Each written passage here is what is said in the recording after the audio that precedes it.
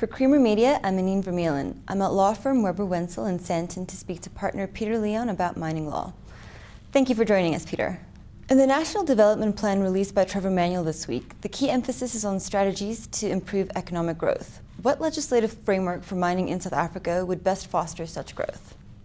Clearly, you need to have a regulatory system which is objective, which is transparent, which imposes time limits for the making of decisions and doesn't create any regulatory uncertainty or unpredictability. And in fact, one of the interesting things I saw in the National Development Plan, which was tabled in Parliament on Wednesday, was the fact that the plan dealt very directly and quite remarkably with the lack of regulatory certainty and predictability which has characterized the industry until now. So it's really a very strong message to government to fix the mineral regulatory system in this country, because the National Development Plan recognizes that the weaknesses in the current system and the infrastructure and energy constraints which South Africa faces all have quite a negative impact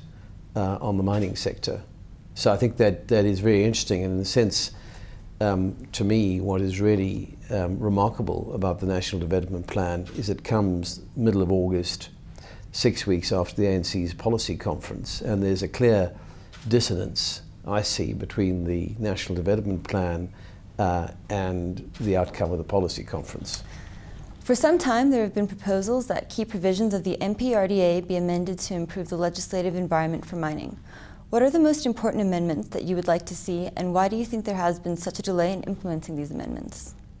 Well, clearly, the amendments I'd like to see are something I touched on in my last point. In other words, a much more open, objective regulatory system where the requirements to get a license, whether it's a prospecting right or a mining right, are clearly set out in the legislation, that there's no backdoor discretion.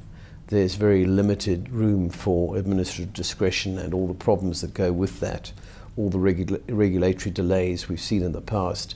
And I think what is absolutely imperative coming on top of that would be mandatory time limits for the making of decisions, because one of the problems with the mineral regulatory system at the moment, and really bedeviled the Act since it came into force in 2004, is the licensing delays we see with the Department of Mineral Resources. And if, in fact, one moved to a model similar to the Competition Act, where the regulator, in this case the Department of Mineral Resources, would have to make decisions within a specified time, that I think would go a long way to addressing many of the problems we see at the moment. But it has to be coupled with a change to the architecture of the Act, because obviously I've been addressing the implementation. The architecture of the Act also needs to change, so one moves to a system more akin to that in Botswana, where the objectives for license are set out very clearly in the law, and it's a question of whether or not the applicant, the mining company or the prospecting company, is qualified to get that license, and the conditions are clearly spelt out, and there's no room for any backdoor discretion. That's my concern. In terms of your other question related to the first question, as to what is going on with all these amendments, right. That is a real concern, because if you look at the history of the proposed amendments, the MPRDA, the Mineral Petroleum Resources Development Act, this is something that's been talked about by the government for nearly 2 years. And last year, 2011, there was a pretty clear undertaking made by the Minister of Mineral Resources that the necessary amendments would be introduced to Parliament during the 2011 session. And that was slightly delayed, but it was certainly expected would happen in the August session of Parliament last year. Now that did not happen. I have reason to understand that the amendments have actually been drafted by the department. Then there was an announcement by the Minister earlier this year that they would be taken to the Cabinet by June.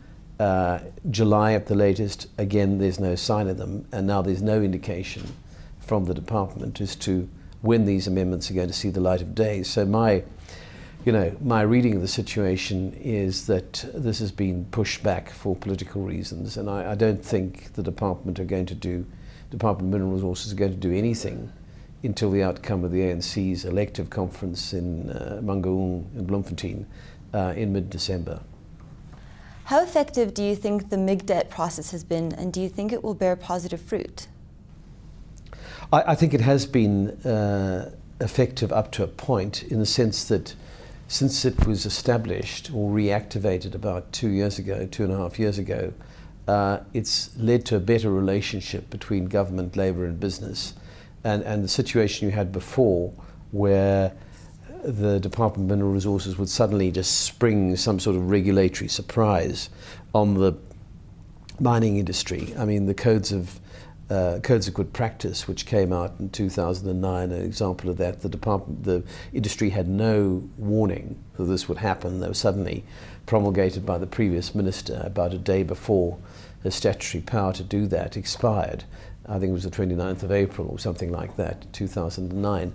That sort of thing has gone. So there's a more cooperative, tripartite type of approach between government, labour and business through MIGDET. One has seen the work that MIGDET has done around the health and safety stoppages, the Section 54 stoppages in the mining industry, and also the work it's done around the very serious problems bedeviling the platinum sector. So I think MIGDET is certainly a step forward. It's a more consultative, tripartite type of approach. How effective it actually is, one will have to see. The proof of the pudding is very much in the eating. As the ANC approaches its Mangaung conference this year, it's considering declaring minerals such as coal, platinum and iron ore as strategic minerals. What, in your opinion, motivates their proposal, and what is your opinion of such a proposal? Well, two things. I mean, this very much comes out of the SIMS report, the State Intervention, the Mineral Sector report, the ANC research report headed up by Paul Jordan, which was published in February. It's a very long report. It deals in detail with the so-called need to declare certain minerals as strategic and then impose certain regulatory requirements around them, in the sense that they would be, the minerals that are exported would be subject to some form of export duty. There'd be some form of compulsory supply agreement to the local industry on a cost-plus basis, and matters like that. So, I mean, the proposal's not new. I mean, it is in the SIMS report. The policy conference discussed it in June, and it's not clear where the policy conference came out on this, but it seems to me that they're looking, the ANC are definitely looking at doing something around this, and I think it is an issue for the industry to be concerned about. Now, what is really driving it? Two things. One is, I think there is a view in the ANC that some of the state-owned entities in this country and some of the private sector entities in this country are not receiving sufficient feedstock for beneficiation. So if you take Eskom, which is obviously the state electricity utility, the claim is it's not receiving sufficient coal for its requirements. I quite frankly think that is nonsense, not true. Eskom has never said that, but that's the thinking behind it. Also, there's a feeling that, and certainly not a feeling, I think there's some evidence of this, that the steel industry is not competitive. It charges import parity prices, and therefore you need to ensure that ArcelorMittal is supplied on a cost-plus basis. So, and that there's a need for another steel mill. So it's driven for two reasons. I said one is concern over energy security, which really relates to Eskom, but the second is a feeling in the research report, and I think in the ANC itself, that more needs to be done in terms of downstream manufacturing and downstream industrialization. and that the mining industry hasn't come to the party sufficiently around these issues. My personal view is I think these conclusions are very debatable. I think there are certainly some issues in the steel industry in terms of ArcelorMittal charging import parity prices and the need to have a more competitive steel industry. I can see the argument around that.